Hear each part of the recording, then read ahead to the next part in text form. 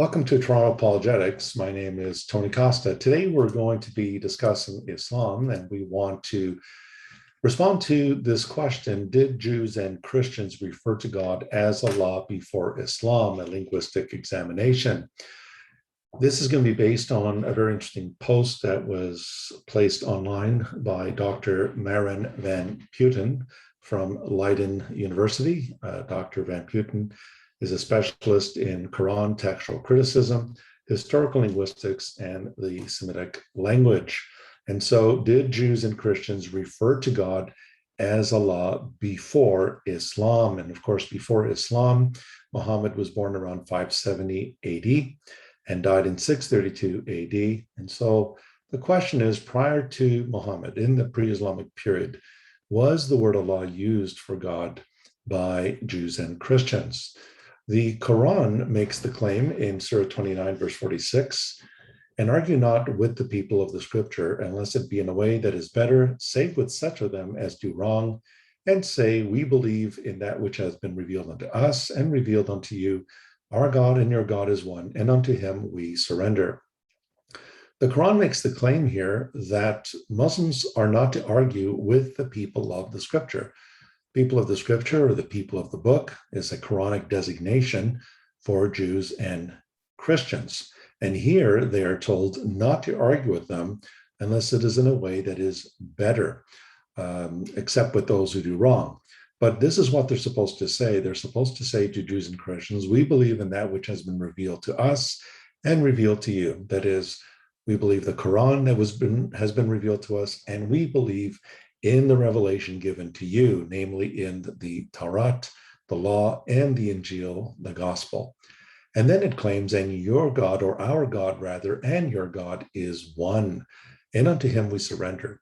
And of course, the claim being made here is that the God that Muslims worship is the same God that Jews and Christians worship. And although the Quran makes that claim, Christians reject this idea that they worship the same God as the God of Islam. If you're interested in this, please look at my video on the Unitarian and Trinitarian views, and which of those two views is compatible with Scripture.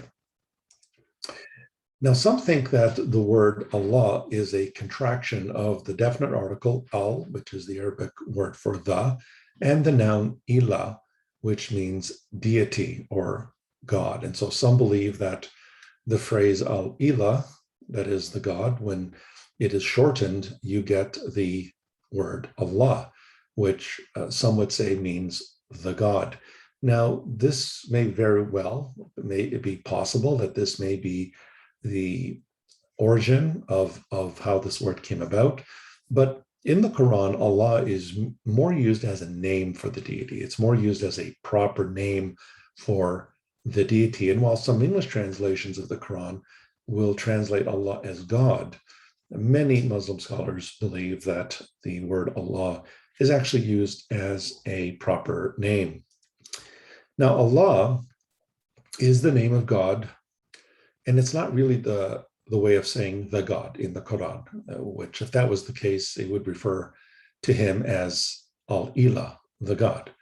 But it's clear from the Quran that the deity is referred to by the word Allah. Now, Arabic-speaking Jews and Christians call their God Allah today in their Bibles, and this has been the case since the medieval period. Now, it seems to be that since the coming of Islam and the emergence of Islam in the Arabian Peninsula, that it had a profound effect on not just Arab civilization, but on the language. And it's very possible that Jews and Christians simply took that word, that term, Allah, and incorporated it into their Bible translations. But the question we want to ask in this session is, how was Al-Ilah and Allah used before Islam?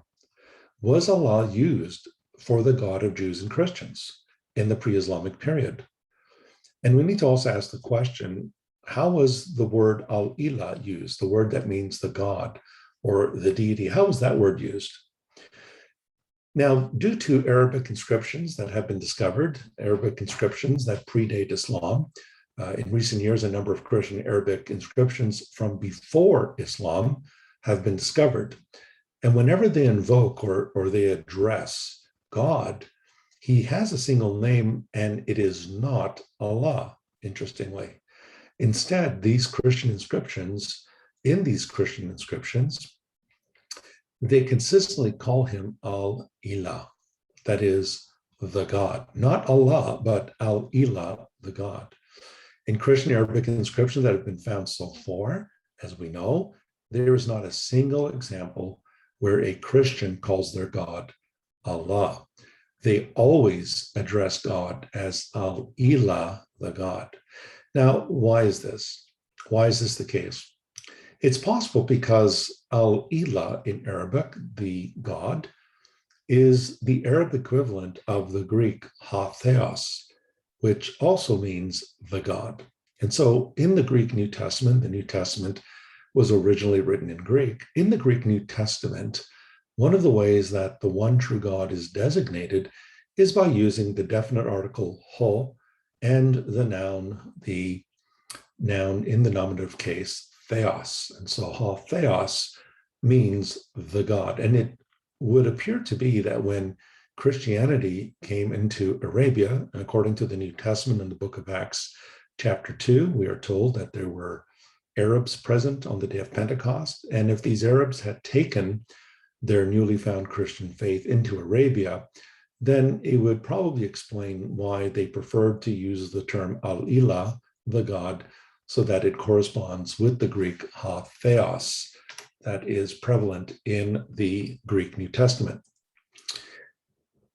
So an early Christian Arabic graffito mentioning Yazid the king from the 6th to the 7th century AD has been discovered in Qasr Burko in northeastern Jordan.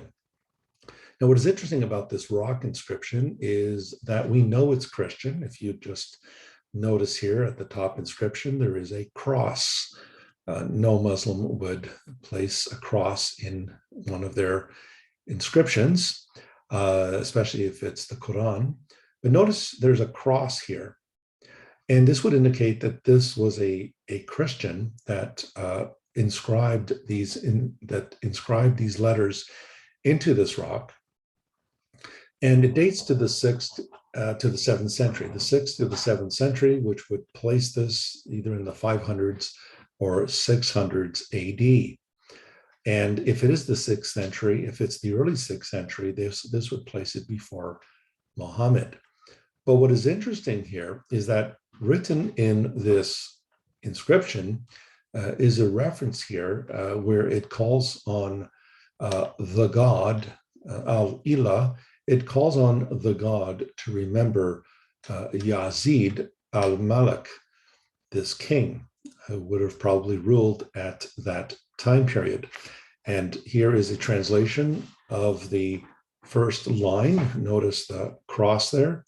Remember, Arabic, like Hebrew, is read from right to left. And so here, of course, in the English translation, we have it from left to right in English. And so what appears on the top line is the cross, as we mentioned. And it says, may God be mindful of, but in Arabic, it's Dakara al-Ilah. May the God be mindful of. So you notice the word al-Ilah appears there, and the verb to be mindful of. And so it's calling on the God. Remember, this is a Christian Arabic inscription. And they refer to the deity as Al-Ilah, and they're calling on the God, the one true God, to be mindful of Yazid al-Malik, that is Yazid al-Malik, Yazid the king.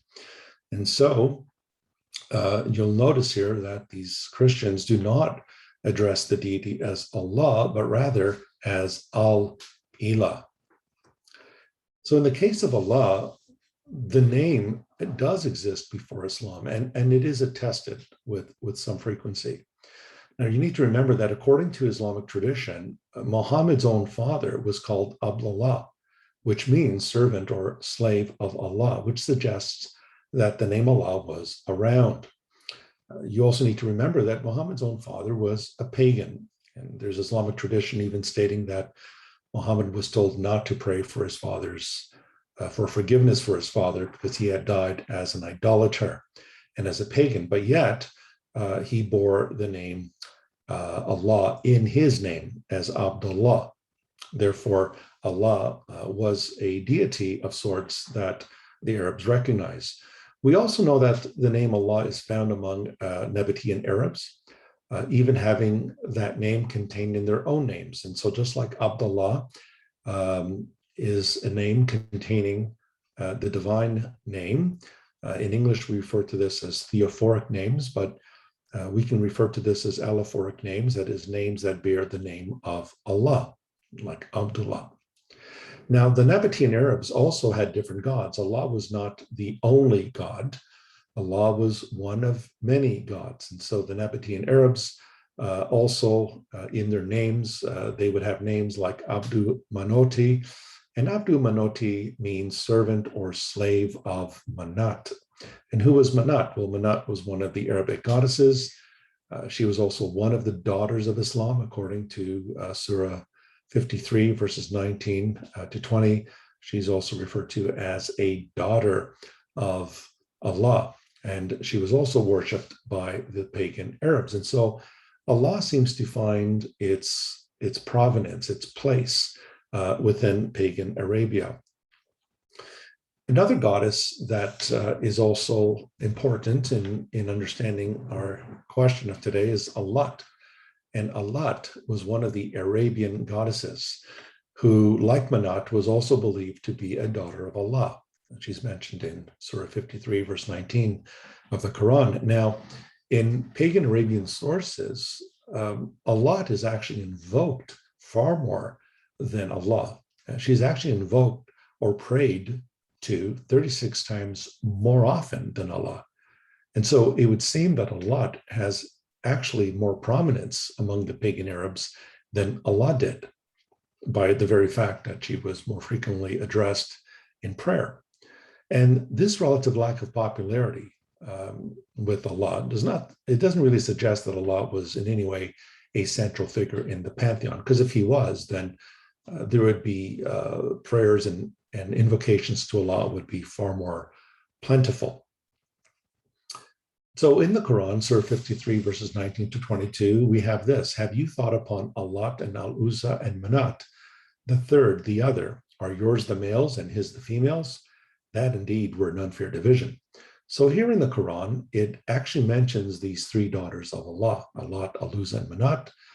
And the Quran here actually is saying to the pagan Arabs, because they valued male children and they rejected and did not wish for female children, daughters, the Quran goes on to say, are yours the males and his the females? Should you have sons and Allah just has daughters? That indeed were an unfair division. And incidentally, this is the passage in the Quran that gave rise to the controversial topic called the Satanic Verses. So here's the Quran actually referring to these daughters of Allah, which again is very interesting because it shows that the Quran is aware of these daughters, and it's aware that these daughters are also worshipped by the pagan Arabs and are highly valued. And so the Quran bears witness to this. And so the very idea that the God of Islam, who is believed to be Allah, who was worshipped by the pagans and had three daughters, to believe that this God is the same God as the God worshipped by Jews and Christians is truly an incredible feat when you think of it. And so the question again we come back to is, did the Christian Arabic speakers refer to God as Allah, or did they refer to God as simply the God?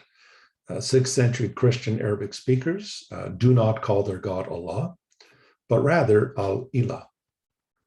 Pagan Arabic speakers around the 1st century BC to the 1st century AD, I want you to notice 1st century BC, this is before Christianity, so this would be before the time of Jesus, but also into the 1st century when Jesus was about his ministry in the land of Israel, they know of a minor deity in their pantheon named Allah. So Allah is known. It's not that he's not known, but he's simply a minor deity. He's just one deity among many. So there isn't this idea of Allah being unique in this time period.